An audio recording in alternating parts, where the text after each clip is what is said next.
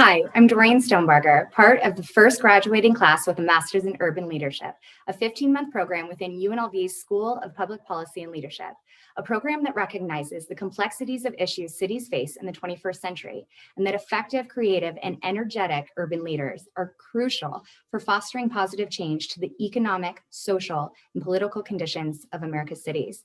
The Urban Leadership Program focuses on delivering applied instruction with high-level community and organization leaders serving as the primary course instructors, with courses being sequenced over 6-week sessions. While coursework is offered entirely online, each class includes one live weekend of instruction where students can choose to participate either in person or remotely. The whole program culminates with a legacy project, giving students the opportunity to apply their knowledge in improving civic outcomes directly in their communities. While attending the program, I worked at a local nonprofit. Now I'm at local government. And the tools that I obtained in the program, such as design thinking, issue mapping, data collection, and data analysis, are applicable across both public and private sectors. Anyone looking to create real, sustainable change in their community would benefit from the Masters in Urban Leadership Program. Thank you for allowing me a minute to highlight this unique and impactful graduate program at UNLV. Hello, I'm Dr. Christopher Stream, the Director of the School of Public Policy and Leadership here at the Greenspun College of Urban Affairs. I want to welcome you to our first virtual Urban Leadership signature event, Leading Out of Crisis. The School of Public Policy and Leadership and the Greenspun College of Urban Affairs is proud to be hosting today's event. Today we will discuss tools and share personal experiences that will help guide leaders on how to adapt to the shifting demands and changes of today. Brian Elms today will be your host, our 2020 Urban Leadership Fellow.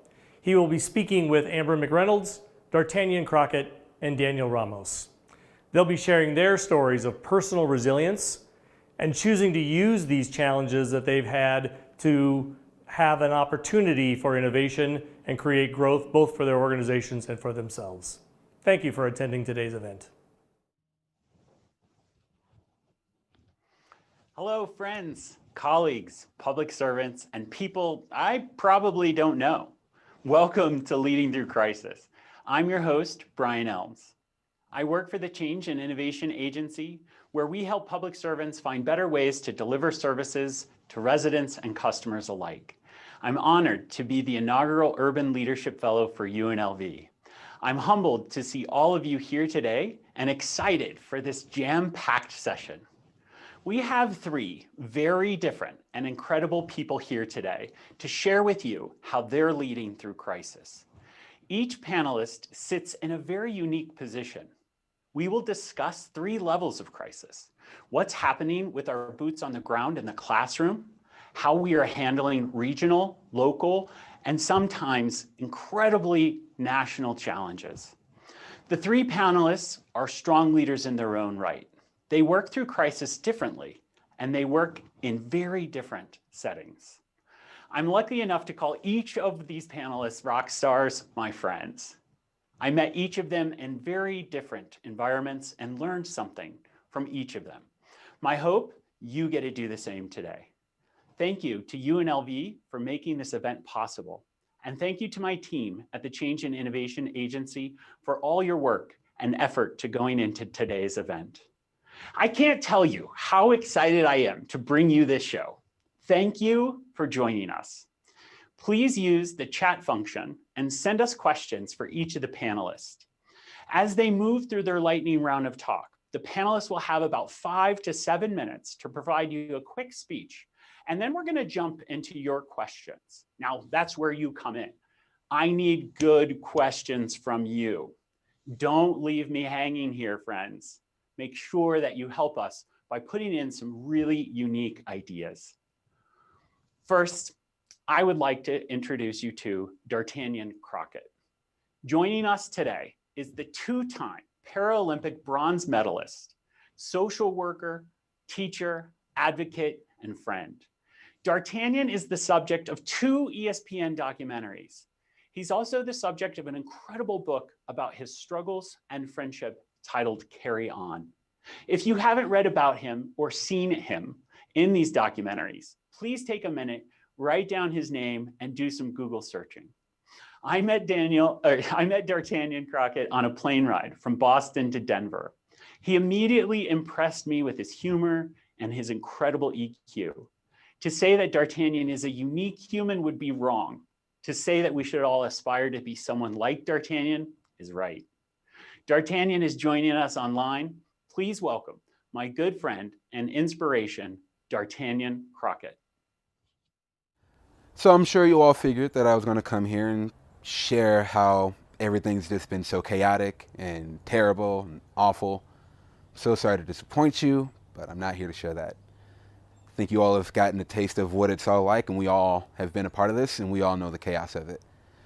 Instead, I'm here to share with you the beauty of everything that I've been seeing that's coming out of this year. And what 2020 has really been doing for people, it's been giving more cause to bring more attention to mental health. Not just mental health as a whole, but mental health in regards to our children, in regards to childhood trauma, and in the classroom. Because we're seeing, especially now with this pandemic, that that's where it's most needed. We're seeing now that with this pandemic, that children who can't show up to a classroom, especially if they're part of an underserved or underprivileged population, they struggle much more. They struggle without the resources, they struggle without the connection, and they struggle with trying to move through their trauma. And something else that's coming up, like with that more focus on mental health, are more programs that are starting to kind of be brought to the light, such as the one I work for, which is YES. So I'm a middle school teacher, and I teach 6th, 7th, and 8th grade. And I work as a program manager for YES Institute, which is a nonprofit. It's an educational nonprofit designed to help empower students and help them find their own inner strength to, when they've embodied the knowledge and lessons that we've taught, that once they've come against any sort of challenging circumstance in their life, they know how to act accordingly. They won't fall, they won't cave, they won't resort to self-destructive behaviors because they'll have the tools they'll need to succeed. And my background is in sociology, social work, and early childhood trauma. And what is so amazing is, as a teacher in that field, as a teacher and program manager for YES, I'm able to bring every single last one of those skills to the table in very unique, creative, and profound ways for my students. So our first week that I started, our lesson was on caring and stress, and moreover, how to respond to stress. In the beginning of that week, I had a student come up to me and share with me that, Mr. D'Artagnan, we're both alike. And so she began to share pieces of my story as I had shared it with it the week before. So the week before we got into that lesson of stress, I shared my story, I shared my documentary Carried On, and it showed pieces of my life and pieces of my trauma. And as she started sharing pieces of what she remembered of the story, she mentioned, yeah, my father was an alcoholic as well. And as many people would sort of prepare themselves and brace for all of the horrors that would come along with that after that statement, I sat in and leaned a little closer because I knew what was next. Because I saw it in her eyes and I felt it in her energy. And then from there, she began to share her healing journey. But that's one of the most beautiful things about trauma that's rarely talked about, is the connection. It's finding connection in our pain, in healing and growth. And so as I step into the classroom, I'm teaching these lessons, these kids are not only proven that they're aware and that they can understand this information, but they're hungry for it. They want this information and they're seeking this information because they know that something's wrong. And it's really hard to know that something's wrong and not have the language for it. And which is why when we think of leadership in education, it's creating language for students. Not just teaching a lesson and having them listen, but teaching them to develop their own language, teaching them to discuss, teaching them about their emotions and their feelings and what's going on within. Because if they don't know what's going on within, they'll become lost. And then their outside world will just be in chaos.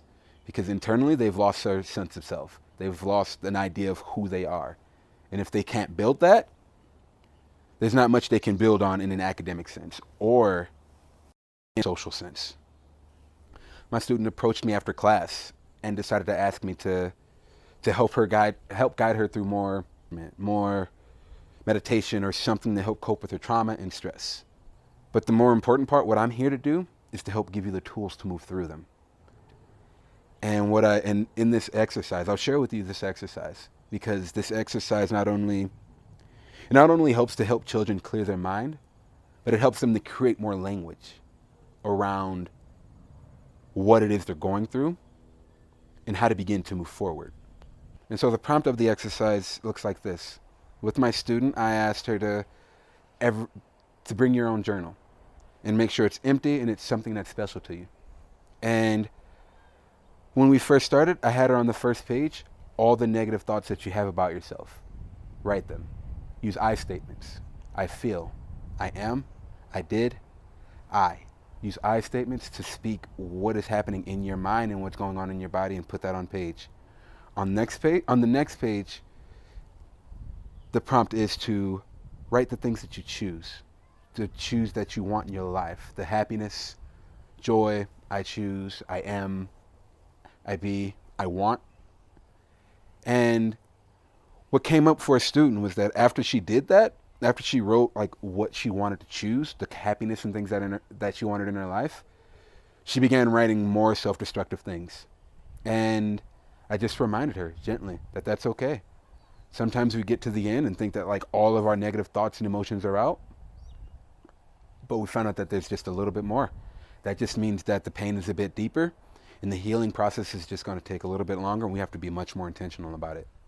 And not only do I use it for my students as we move through this crisis of trauma being really pushed to the forefront of everything now, as I teach this to my students, I use it for myself. Because in order for me to do that, I have to show up to my classrooms with my own trauma in check. And so the skills that I teach my students, I use them for myself as well. Oh my gosh. D'Artagnan Crockett, thank you so much. Round of applause. As D'Artagnan makes his way into or out from outside and into his Zoom meeting, thank you so much for all of that advice that you are providing us. D'Artagnan, I'm always shocked at how amazing you are able to handle people in crisis. I'm always shocked at how calming you are. And I just had a quick question for you.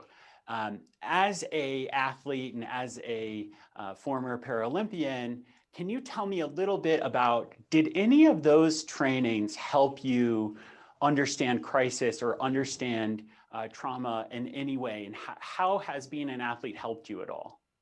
So being an athlete has helped me in the regard of like understanding crisis, because the sport that I competed in being judo, I competed for Paralympic Games. And contrary to what a lot of people think about training for an Olympic or a Paralympic Games, it's quite chaotic, because it's not like the NFL or NBA where we're getting paid millions of dollars to play for 6 months out of the year.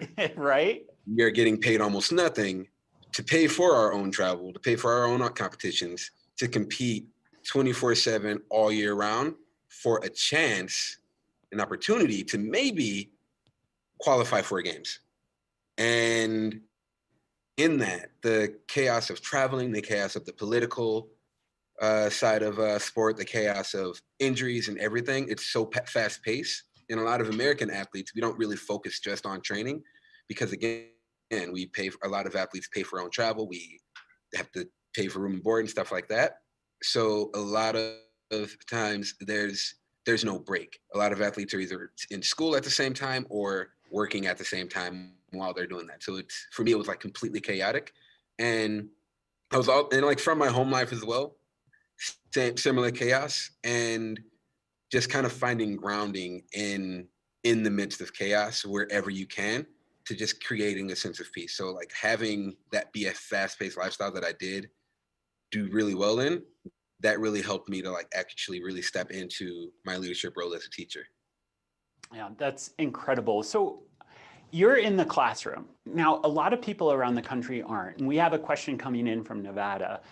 Here in Nevada, all our public schools are providing remote instruction. How do you recommend that educators or community leaders best support students working through trauma while they remain in their home environment? Do you have any insight into that? Yeah, that one's a tough piece, because oftentimes children don't feel connected, especially over a screen, unless they feel because again, there's that language barrier. There's not having language to say that like, this is what I think is going on. Actually, I was having a conversation with a student today on saying like, I don't really trust people because I don't feel safe enough to trust. And I think like that screen barrier provides a barrier there. And something that actually was successful for me over the summer has been that reaching out, at least like trying to get one student, like always consistently reaching out, the consistency, even if you're not seeing it from the students. Because that's one thing that I've noticed, especially in my own life, there wasn't that sort of consistency in my life. And especially now with the pandemic, but I think teachers are already doing a good job of that. So it's really hard to say keep doing more. Yeah. But I think the consistency of always reaching out, always lending an ear, lending space, and just offering insight as opposed to, offering insight and also selective vulnerability. Like when you do have a kid on a video chat and like offering like something that worked for us over a tutoring thing was we would do like check-ins. So when students would log in, we'd have like a discussion question and we would just check in, see how their day went, how their week is going, and just making sure they're okay and just giving them that space to feel and to be in that space, but also give them time before jumping into a lesson and just, feeling the energy and Sure. And like things like that, again, that consistency of like always reaching out, always asking for that has been helpful. Yeah, it's a deliberate practice, right? Checking in Exactly. with them, making sure that they're okay, giving them that space to talk to Yeah. you. And also taking care of yourself too, because it's hard to be consistent when you don't feel that on the other end. So taking care of yourself, making sure you're able to show up in that way, taking care of whatever trauma you may have, whatever issues you may have at home, so you can be showing up fully present for your students, because students know when you're not. Yeah. Are there any specific signs or behaviors that occur as a result of trauma that we should all be aware of and recognize? Like, is there a way that you recognize that someone has had trauma in their life, either as an adult or as a youth? Is there some sort of behavior that we could see like, okay, this person has definitely been traumatized? Yeah. So there's a few things that I especially look for. For me, I a lot of things I feel energetically, but what I mainly look for are when I see someone act out in a lot of anger for like a minor situation, or Oh, they're interesting. having a lot of anxiety over something little, because that lack of regulation of emotions, especially in like small situations, when a child would go from 0 to 906 in just a second, like that typically spawns from some sort of traumatic reaction. Students who who isolate and will remain away from the group or have a hard time integrating into social groups in school, those are signs I look for. And also children who just have a hard time integrating into groups in a healthy way. Students who are having a hard time with boundaries, having a hard time with profanity or language, like students who like typically cross those boundaries, or especially physical boundaries with like hitting, touching, stuff like that. Yeah. Those are typically signs of trauma or like something else is going on. Yeah, that's incredible. I have another question from a community leader that I think you could give us some insight for. We experience a lot of events and interactions throughout our professional lives that require us to sort of manage our emotion and continue to ensure that the critical services are maintained available. How do you recognize your own trauma and ensure that you are addressing it and your own personal mental health need? So the reason I became a teacher is because I began addressing my own trauma. And for me, I create an awareness of myself almost each day on checking in on my emotions, checking in on my past trauma, and just, it's a constant practice. And kind of like setting a standard for myself that like, if I am showing up today with a certain mood, I need to figure out what it is and why it's that, and find a way to shelf it for a time. And again, that's for me using my own therapeutic practices that I've like developed for my research, from meditation, journaling, and just different other forms of self-care as other therapies that I've seen work. And creating a routine for myself of always checking in with my emotions, always checking in. So if I feel any sort of negative emotion arise in my classroom, even if that's interacting with a student who's giving me attitude or who's giving me anger, making sure that like I'm responding to them, not responding to an interaction that I had with someone else or responding to my own frustration from that day. Being Yeah, so very mindful. you're saying like very, you have to ground yourself and make sure that Mhm. you're not overreacting to that trauma. Exactly. And also just creating gosh. an awareness of my trauma and knowing what it is. Like, so sitting in meditation, sitting in solitude, spending some time alone so that I don't always have to ask in that moment. So if something does come up, I can just be aware of it, kind of pinpoint it, and then like let it go in that moment and then respond to whoever I need to respond to in that moment. Yeah, that is incredible. We have another really cool question, and I think that this is something you could offer as well. As we consider this topic, leading out of crisis, how can schools balance the need for live instruction and the need for teachers to feel safe? So something that my school is doing now, I'm at Rounded Middle School in Sherwood, and what they've been doing that's been successful has been creating cohorts. So students are in one class with one teacher all day, and only half of the students are in school while the other half are at home. And what they've done, they've split it up for the students who have access to online resources are the ones who are in the online academy, and the students who really need to be in class, who need that one-on-one either communication, that help, are here, and they're with one group of students and one teacher all day. And so keeping it as socially distanced as possible by again lowering the numbers of students that are coming in, and also creating a space where students aren't going from different classroom to different classroom. They're just staying with that one teacher all day, and things set in place to help with that in case there is a case. If one student in that cohort gets sick, they all go home, including that teacher, and they isolate. They quarantine. That's the word I'm looking for. Yeah. Quarantine for 2 weeks and then come back. So here's a question about you being an athlete and your routine and consistency. And I know that being an athlete isn't everything that you are, and it's something that you were in your past as a professional athlete, and now you're really a teacher, a social worker, and an advocate. But as a former professional athlete, do you integrate any discipline that what you've learned from being an athlete into your teaching of mental wellness? Not as much as I thought I would. There are certain concepts as far as coaching that I use, like how to coach someone, how to recognize when someone is coachable. So recognizing when someone is teachable in that moment. And yeah, so some of the concepts that I've pulled from my coaching is recognizing when someone's ready to learn, and also recognizing when to pull back when they definitely aren't.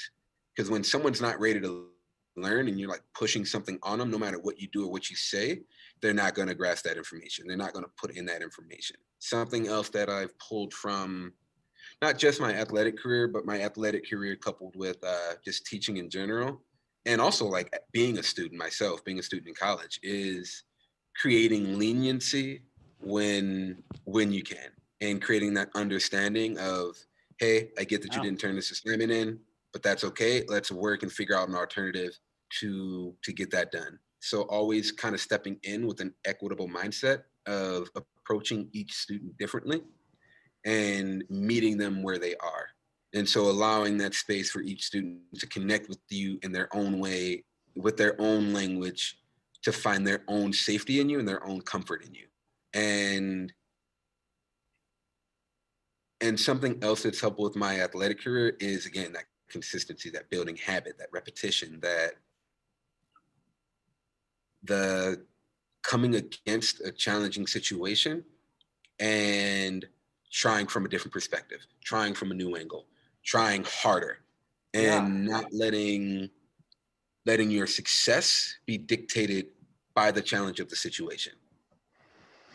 D'Artagnan, I could not imagine being in a classroom with you and being able to get to a place where I have literally ESPN hero, book superstar, D'Artagnan Crockett as my teacher. Like I could not imagine what it would be like to be in a classroom with you. And just being here for the last 20 minutes with you has just been incredible. And I cannot thank you enough for being here with us today and taking the time out of your day to join us and be really, really strong in that world.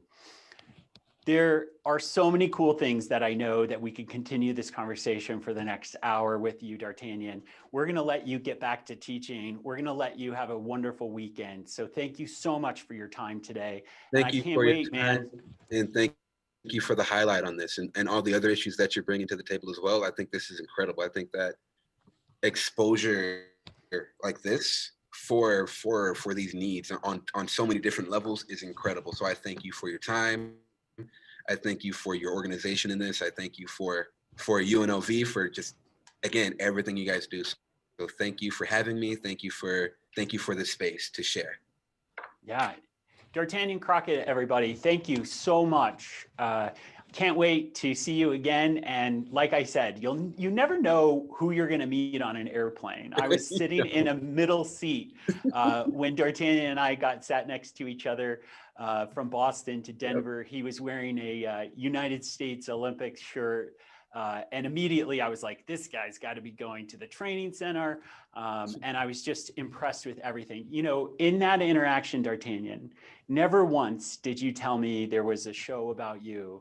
Never once did you tell me that there's a book about you. Your humility is infectious. So thank you, D'Artagnan. And now it's time for our second presenter, Daniel Ramos. Daniel is the Deputy Chief of Staff for the Mayor in Baltimore. He's a public servant with experience in crisis and experience in emergency operations. Daniel's worked for several departments in the city of Baltimore, from the fire department to the finance department to the performance office. Daniel and I met several years ago when he was working in the Human Services Department, and he wanted to improve a process around child welfare. I was fortunate enough to work with Daniel and his team for more than a week and became a huge fan of his and an even larger fan of his fiancée, Liberty. Daniel is joining us from Baltimore City Hall. Friends, please welcome Daniel Ramos. Hello, everyone. My name is Daniel Ramos, and I'm the Deputy Chief of Staff for the Baltimore City Mayor's Office. I grew up in a small town in East LA called Bell Gardens, and I moved to Baltimore to go to Johns Hopkins University, where I played football and finished with a degree in international studies.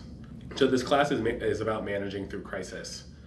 In Baltimore, we have more than our fair share. In my time here, we have had the Freddie Gray uprising, the largest snowstorm in Maryland history, one of the largest municipal ransomwares in the country, a mayoral resignation amidst a federal prosecution, and like every other jurisdiction, the public health and economic impacts of COVID. We are also on our third mayoral transition in the last 18 months. So I'd like to share with you some of the advice I've learned over the last years of managing through crisis. First piece of advice, and I think the most important, during that snowstorm, I asked my former boss, who had been in the fire department for 28 years, how he always managed to stay so calm through all that job put him through. And his answer was remarkably simple. Nobody knows you're freaking out except you. In these types of jobs, there will always be a crisis. So take it easy on yourself if your reaction wasn't perfect or not what you expected it to be. You only learn how to be good and calm during these situations by being good and calm during the situations. So cut yourself a break. The most important thing is that you're ready for the next job and the next emergency. I was 23 when I got asked to go to the Emergency Operations Center for the first time. And in that moment of terror, I developed, I think, are my two most critical rules of managing through crisis. Know what your role is and don't self-deploy. During a crisis, you need to be able to put aside your ego and the politics of your organization to fill in where they need you. Know who's your boss and what your job is, and do it. It is everybody's natural instinct in these moments to self-deploy or do more. What I mean by that is when you stay in the office late when you know that there's somebody there that can relieve you, or when you sign up for projects you know you don't have capacity for, or you create your own work outside of your role or the larger plan. Remember in these moments of emergency that you're part of something larger. You should be doing things within your role that are part of this larger strategy. When you sign up for a job where crisis is a possibility, you make an unwritten pact with the people you serve to be a leader. And sometimes leadership is just staying calm for the people around you. With that though, find healthy outlets for stress. During the beginning of COVID, I started rereading the Harry Potter series because I didn't think that there was anything on TV that could calm me down. It sounds silly, but your mental health is an asset that you need to care about during emergencies. So make sure to eat, and contrary to popular belief, caffeine is not a substitute for sleep. During emergencies, be kind when possible. I know I am very guilty of being short and transactional in conversation during these stressful times, but I need to remind myself that the people around me, by and large, are doing the best they can, and they're also at the end of their rope. So be kind and calm when appropriate, especially in the face of hostility when somebody else has reached their breaking point. If you're a manager, be sensitive to the mood of your staff. These events are traumatic. You need to be an example and create the safety and space for your staff to share. During COVID, we had to make a choice about how we would prioritize our monetary and human capital. So we had to have guiding principles, and we chose people first. Whether that was feeding people in need, moving people out of our homeless shelters and into hotels, or protecting our employees, we knew what our priorities were. In the budget process, we chose to prioritize youth programming and social services, even though we have one of the busiest public safety systems in America. It's a terrible thought to think you need to choose between people and priorities, but it's the nature of this job. No decision is going to be perfect. The difference between us and consultants and researchers is that we have to make a choice no matter what, and no matter what information we have available. You need to have a decision-making process that will stand up to your self-doubts and and other people's second-guessing. What I leave you with is the optimism I feel during emergencies. It's really something special when you see a group of people and communities come together under common cause to serve your residents or clients. Emergencies also provide opportunities for progress. To quote Professor Elms, don't ever go back to normal. The city for the first time is doing electronic signatures and having a consolidated return to work policy. And I'm sure all of you have at least one thing you've done better because of COVID. Don't give up that progress just because things are getting better. Emergencies are crazy and unpredictable things, but I feel I have learned something important about myself through each and every one of them, and I feel more prepared to deal with the next one. I appreciate the opportunity to speak to you, and I hope that some of my experience and advice will come in handy one day. Thank you. As Daniel Ramos makes his way from his conference room into his office, I just wanted to say, Harry Potter, amazing, number one. But number two, calling me Professor Elms is a little nerve-wracking, so let's not go too far with that, especially since my daughter is watching this, and I don't think she needs any more fodder to make fun of me. But thank you, Daniel, for including me in that. I really appreciate it. So, Harry Potter. Harry Potter is a phenomenal book series, obviously. I'm a huge Harry Potter fan. What made you go to Harry Potter of all the sort of books you could have read?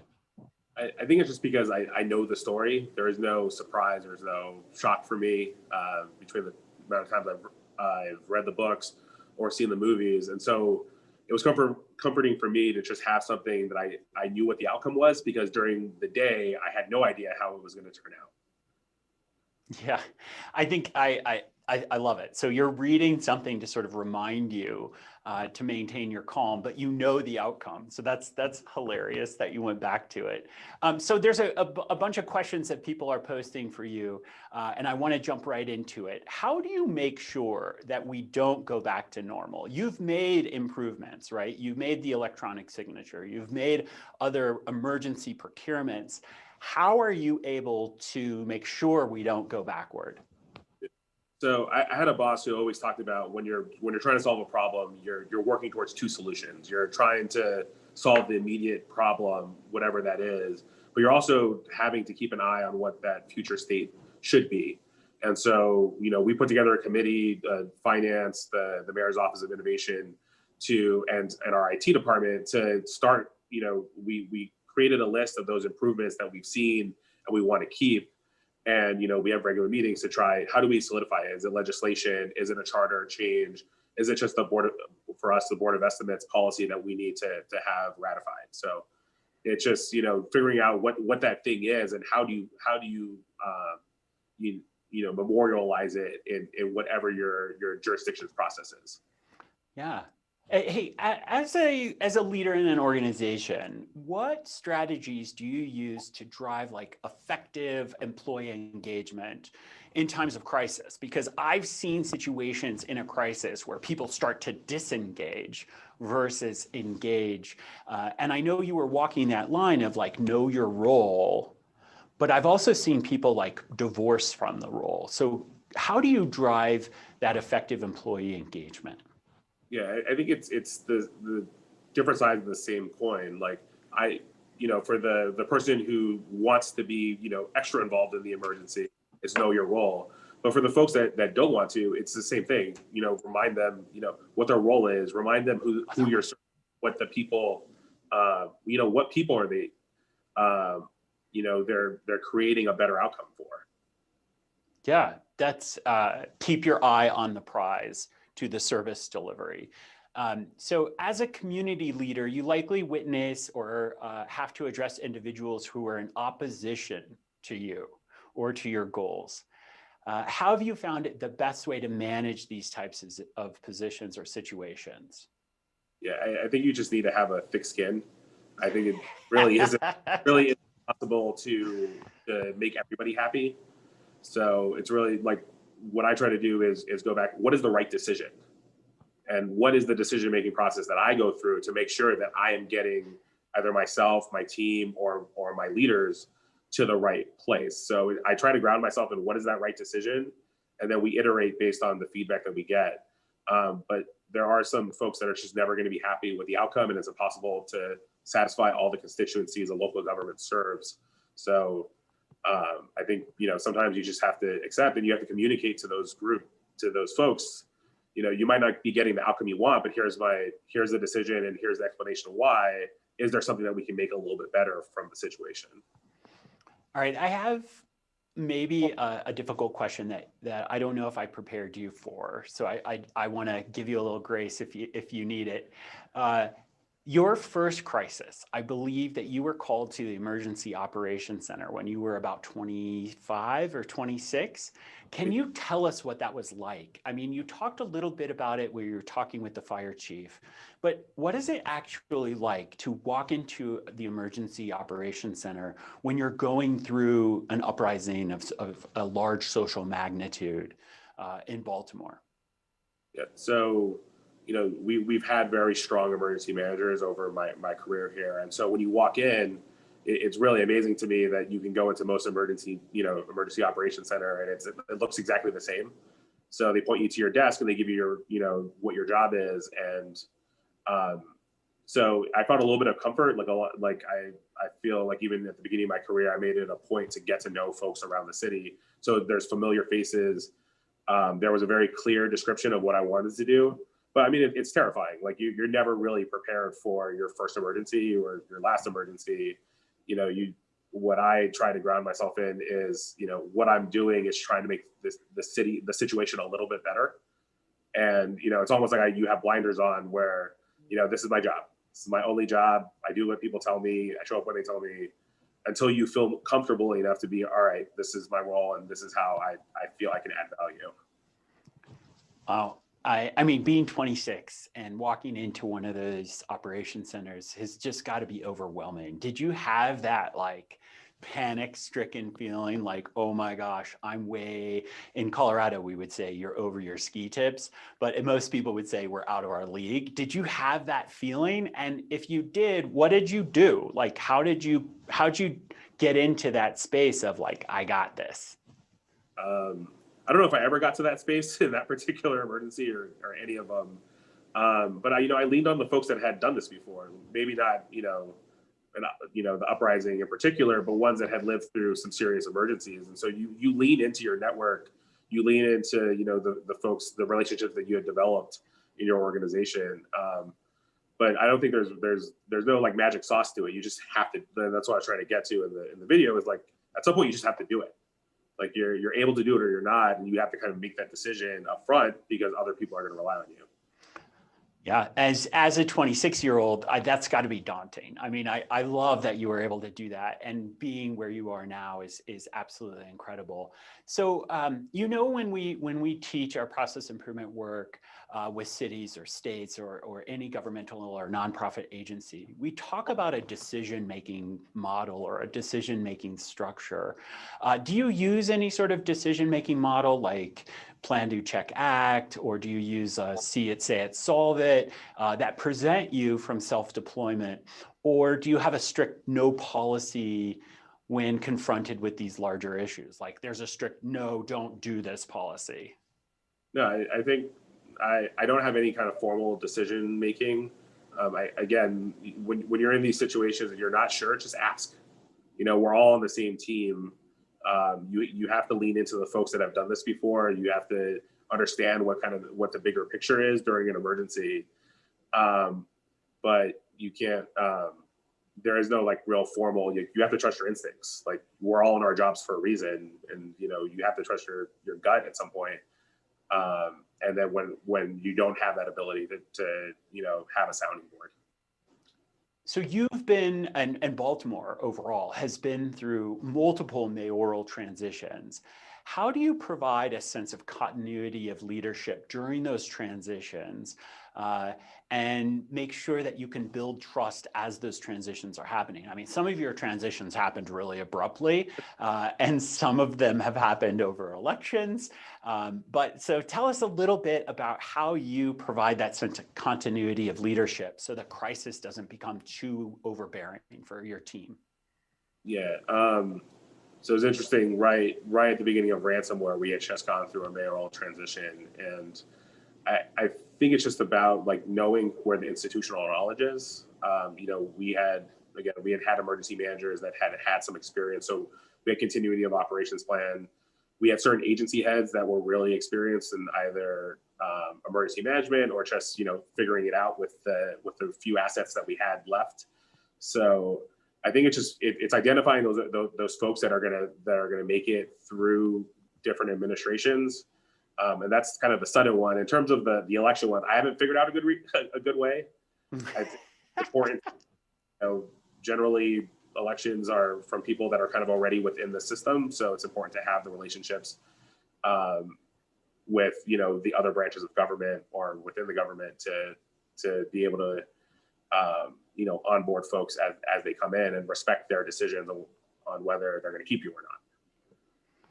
As you've gone through the COVID crisis and dealing with the COVID crisis in the Emergency Operations Center, but also in your current job, what's one thing that you want to take away from that experience as a total opportunity that you've been able to succeed at?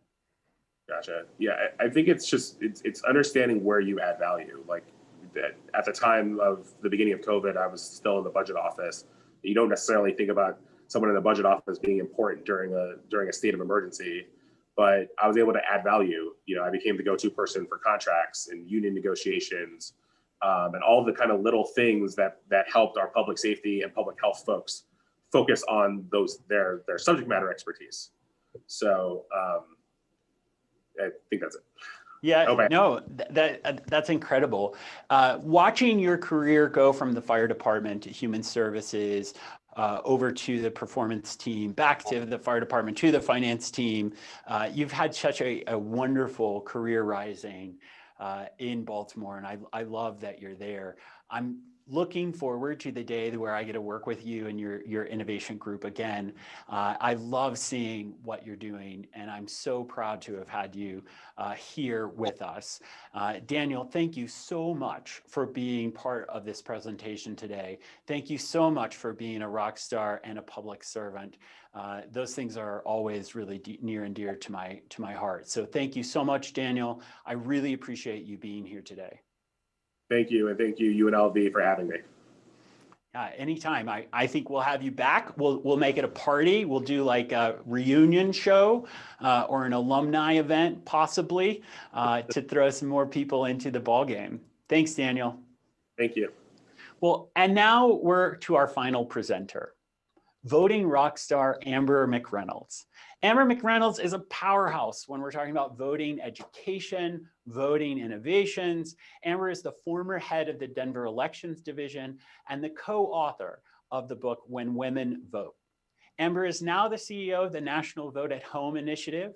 Her work around the country, making voting at home practices secure, safe, effective, and strong. She's been featured on every single talk show, every news channel in this election, and I promise she is not sleeping until every vote gets counted.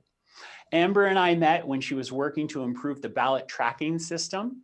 She was also working to improve how to automate the petition signature process. She even built an app that helps petitioners automatically determine if an individual is registered to vote and that their signature matches the signature on file in the clerk's office. Welcome our third panelist as she walks around the city and county of Denver, finding a wonderful coffee shop where we can chat with her. This is Amber McReynolds. It's great to be here with UNLV and talking about leadership in crisis. The pandemic has upended all aspects of our lives, and the voting process is no different. Now, I was an elections official for 13 years, ran multiple presidential elections in the city and county of Denver, and now I'm the CEO of the National Vote at Home Institute. And what we're trying to do is help every single eligible elector across the country access the voting process in a safe and secure way. And the reality is, the pandemic has exposed the real vulnerabilities that exist in the voting process in multiple states across the country. Very few states were adequately prepared to manage an election in the middle of a pandemic. Colorado was one of them, and some of the other states that have voted by mail for a long period of time also were ready. But most states were not. And voters were going to face significant challenges and are facing significant challenges in the voting process. And my job right now, along with my team, is to help as many states as possible run their election processes. And I know, and we know, that if election offices are successful, voters by extension are also going to be successful. Now, elections in this country are extremely decentralized. And that's one of the reasons why it's been so extraordinarily difficult to adjust the voting process in a big way in the midst of a pandemic. There are over 10,000 different local election offices, 50 different states, 50 different state legislative bodies, and very little consistency across any of those different state platforms. And when it comes to a pandemic, that's exactly why it's been so chaotic and so difficult to adjust the voting process, because there's just a lack of consistency. And so we've had to almost move a Titanic-like operation very quickly since the pandemic started to happen in March. And my team is working across multiple states right now to support election officials, some of which are experiencing COVID within their offices, have had to shut down their offices multiple different times, have had family deaths within their lives, and have been impacted by COVID not only for the work that they do, but also personally, like many of us have. And my team has even been impacted by COVID, especially recently. And we're doing our best to support the voting process because the reality is Election Day can't move. Unlike many other government services or other customer service-based programs, Election Day cannot move. We can't adjust that. November 3rd is November 3rd, and the process has to happen, and that's the final day to vote across the country in every state. And so to help hundreds of millions of Americans vote takes a magnificent operation, but in a pandemic, it takes an extraordinary amount of crisis management, risk mitigation, and frankly, patience, calmness, and all of that. Now, I'm a single mom, and I'm convinced that that has made me more resilient. I'm convinced that my struggles personally at managing the lives of my kids and also a busy job have prepared me to deal with this type of situation. I've been working 16 to 18-hour days since March. I've taken very little time in between, even on the weekends. But I know that the work I'm doing is going to impact and have a positive impact on voters across the country. And so I stay calm, I have courage, and I'm kind, not only to my staff, but to all of the election officials that I work with. The other aspect of this that a lot of people don't realize is 2016 was a historic year, and yet only 61% of eligible voters voted. 100 million people did not vote in 2016 that were eligible to do so. If did not vote the candidate was on the ballot, did not vote would have won in a landslide in 2016.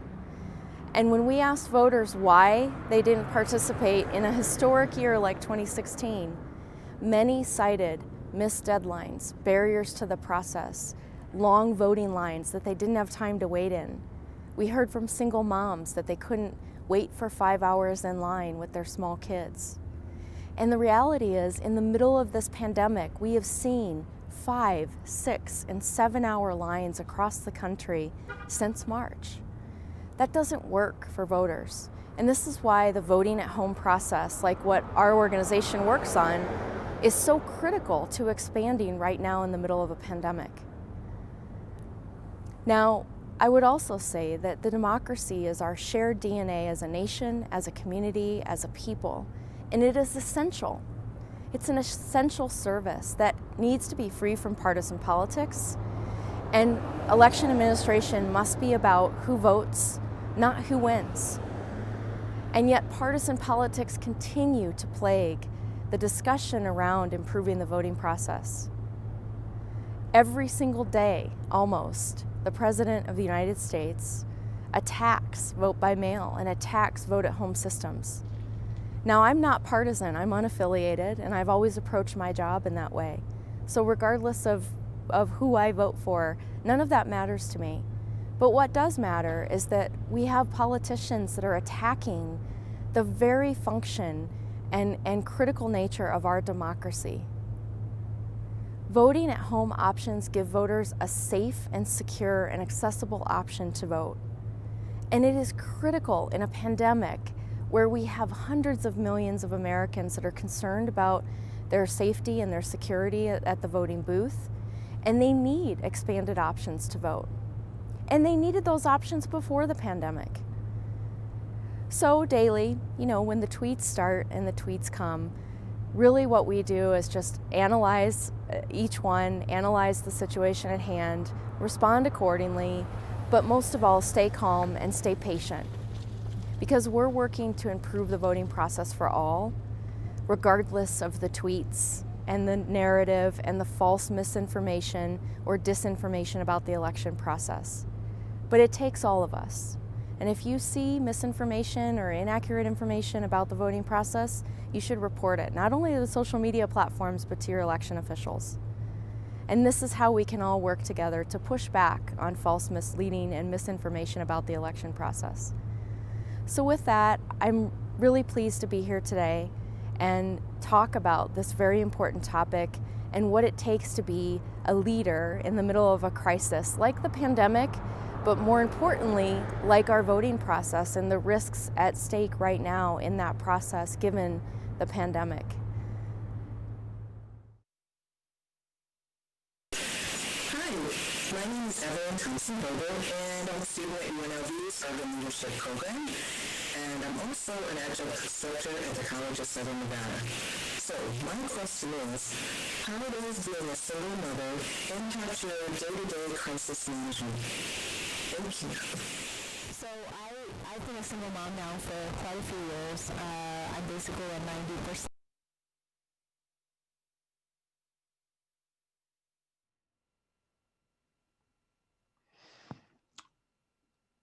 Awesome. Well, we may have lost part of our feed. We were attempting to zoom in some calls. My name is Evelyn Thompson-Hilbert, and I'm a student at UNLV's Urban Leadership Program, and I'm also an adjunct instructor at the College of Southern Nevada.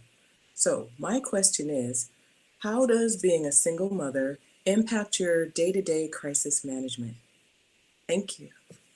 So I've been a single mom now for quite a few years. I'm basically a 90% or so single parent, and my kids are awesome. I involve them in like my work. I travel with them when we could travel. I would take them to different speeches. They've been with me when I've given presentations and speeches before, and we're very close. But it's also a very difficult situation because I have a lot to manage with them, often by myself. So even though I might be exhausted at night, I've still got to get the laundry done, and I've still got to get their stuff ready for the next day, and I still have to kind of do all that. So I think in a lot of ways it's grounded me. Our kind of motto as a family is have courage and be kind, and I think that really drives all of us to work together as a team. I always say that we're a team working together, and that's certainly impacted and sort of driven my approach to the work I do based on that experience that I had as a single mom. Hello, my name is Stacy G. Williams. I'm a student in the Urban Leadership Program. My question is, are there any partnerships you're working with? So we've been partnering on the Election Supercenter project with various professional teams. They've committed their space. Great example is the Staples Center in LA. We worked with the Clippers to get that up and running. Philadelphia's team is working to partner with election officials. We've got the Prudential Center in New Jersey. And it's really happening across the country. The Pacers, the Mavs, Detroit Pistons, Atlanta Hawks, all of them have committed their space. And so for the first time in history, we're seeing this public-private partnership with the sports and professional teams in their large spaces and collaborating with the voting process. And I think that's going to give voters a whole different voting experience than what they've experienced before. And it also probably sets up a long-term model for how sports teams can work with election offices. Hello, my name is Haven Nyman. I am a student in the Urban Leadership Program at UNLV, and I work at UNLV's College of Education as a graduate assistant for the Communication and Advancement team. And my question for you is, are you working with other states to vote by mail? Yeah, so I mean, every state has a vote by mail program, whether it be that you have to opt in and make a request and fill out a bureaucratic piece of paper, or if you're a state like a California or Colorado that are mailing ballots to every elector. So every state actually has vote by mail in some way. So we're working with all, and we've created an operational toolkit, we've created a communications toolkit, all things that are ready to go for any election official to adapt and use. It's available on our website through our election official portal. We have helped states and shared that data with states across the country, regardless of where they are in the spectrum of vote by mail and vote at home systems. And frankly, a lot of the states that don't have that expanded vote by mail program are the ones that need the most help. So we've been helping with making recommendations on equipment and staffing and resources and communications even. Another fact that a lot of people don't realize is 90% of those 10,000 election offices that I mentioned before only have 5 or fewer full-time staff. And a lot of times that's not communications people, that's not data people, and so they need help. They need help on all these fronts. Hi, my name is Brandon Monson. I'm a student in the Urban Leadership Program, and I'm the senior aide to Clark County Commissioner Justin Jones. And my question is, how safe do you feel about the USPS? Thanks. So the Postal Service, just like election administration, is a service that's provided to every single elector, household, customer every day. And it's kind of magnificent when you think about what they do. The fact that they can move pieces of mail over a few days across the country is amazing. And they serve every single household, every single business, every single election office daily. Their capacity is amazing. They process, on average, 400 million pieces of mail a day. Even if every single elector in the country requested a mail ballot and returned it on the same day, that wouldn't even be half of their capacity for a day. And when they have Christmas rush and all of that, their capacity goes up to 600 million pieces of mail a day. So their capacity, I don't worry about their capacity at all. I don't worry about the funding. What I do worry about is the politicization of the Postal Service, which is exactly what we've seen happen. I also worry about, and they're already starting to take steps to do this, but they're communicating more effectively with state and local election officials, and they've also stood up a few websites with voter information about how to vote by mail in various states. So they've taken some really good steps over the last few weeks. Hello, my name is Pranava Moody, and I'm a student in the Urban Leadership Program. Thank you so much, Ms. McReynolds, for taking the time to meet with us today. My question is, what are you doing to safeguard fraud? So voting fraud, voter fraud, is exceedingly rare, and we know that based on 20 years of data collected over a long period of time. The absentee and vote by mail process has been around since the Civil War. So this isn't a new process. It's also been used in every single state for decades in elections. So voter fraud is exceedingly rare, but what we do need to do is to be able to deter, detect, and hold bad actors accountable that try to interfere with voters.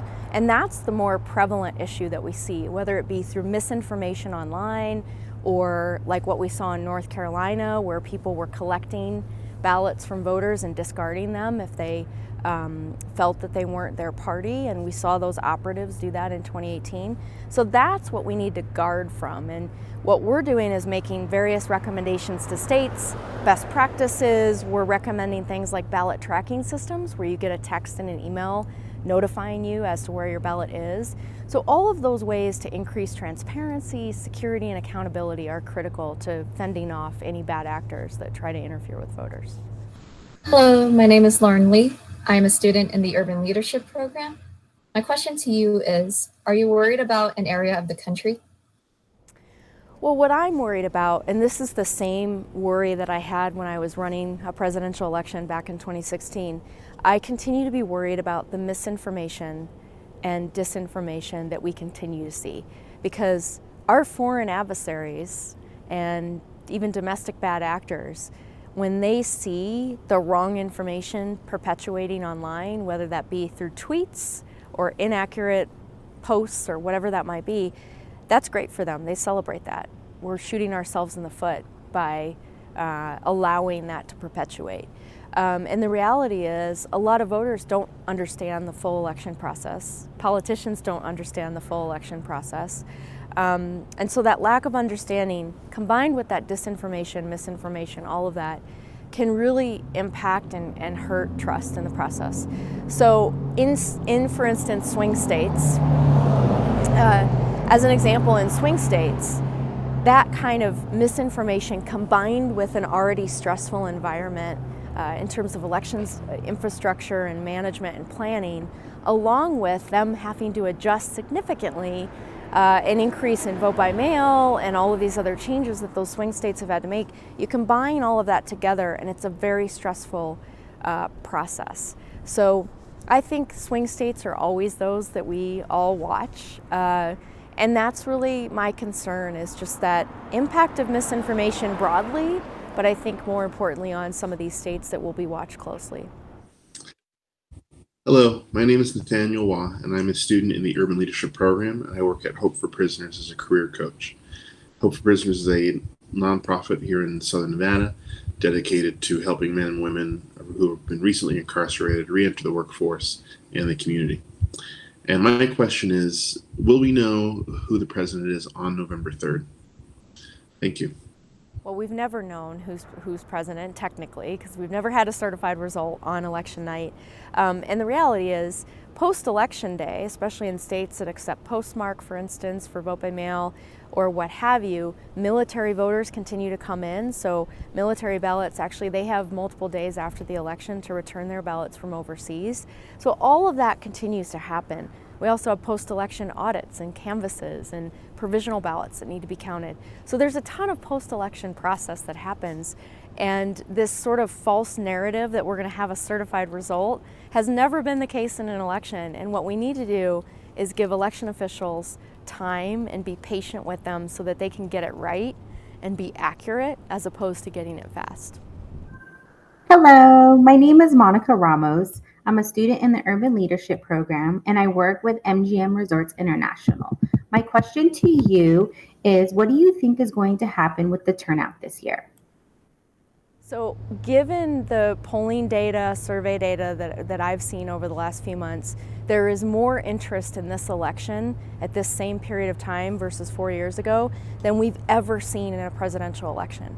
And even if we look at the latest early voting numbers out of various states that have started that process, the interest is high and voters are taking early steps to vote. So I think turnout is going to increase quite significantly over 2016. 2016 was the most highly anticipated, highly watched election we had had. This one is now kind of overtaking that 2016 mantra. Hello, my name is Jasmine Drawhorn, and I'm a student in the Urban Leadership Program. And my question for you is, tell me more about ballot tracking. Thank you. So actually way back in 2009, Denver, Colorado pioneered this technology. And we created a system to track your mail ballot just like you would a package. So when you order something online, you get a confirmation of that order, and then you get a confirmation when the ballot goes out in the mail to you, and you can see it throughout the process. We created that same technology here in Denver now 10 years ago, a little over 10 years ago, for ballots. And that's exactly the type of system that we want to continue to see states roll out. Recently, California, Nevada, North Carolina, we're seeing Virginia, all states have enacted ballot tracking systems which give voters that full accountability of where their ballot is. Incredible information. Thank you so much, Amber McReynolds. You are a true voting rock star. It wouldn't be 2020 if we didn't have a little Zoom glitch, so I apologize if you picked that up. We wanted to get your questions directly into Amber. That was amazing.